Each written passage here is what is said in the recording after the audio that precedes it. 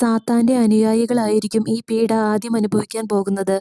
അവനെ സ്നേഹിക്കുകയും സത്യത്തിലേക്ക് വരാൻ വിസമ്മതിക്കുകയും അനുതപിക്കാൻ ഒരുക്കമില്ലാതിരിക്കുകയും ചെയ്യുന്നവരായിരിക്കും ഈ കരുണയുടെ പീഡ ആദ്യം അനുഭവിക്കുന്നത്. ലോകത്തിൽ മുഴുവൻ അരാജകത്വം നടമാടും.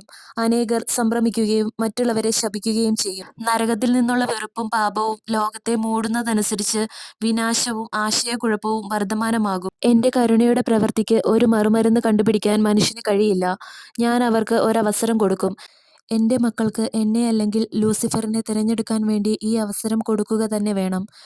ആരുടെ പിറകെ പോകണമെന്ന് അവർ തന്നെ തീരുമാനിക്കണം.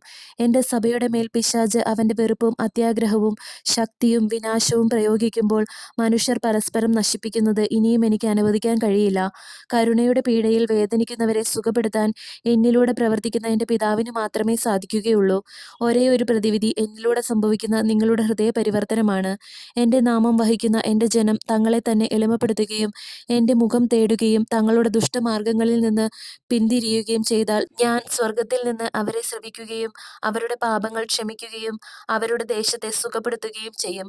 തങ്ങളുടെ പാപകരമായ മാർഗങ്ങൾ ഉപേക്ഷിക്കുന്നവർ ഉടൻ തന്നെ സൗഖ്യം പ്രാപിക്കും.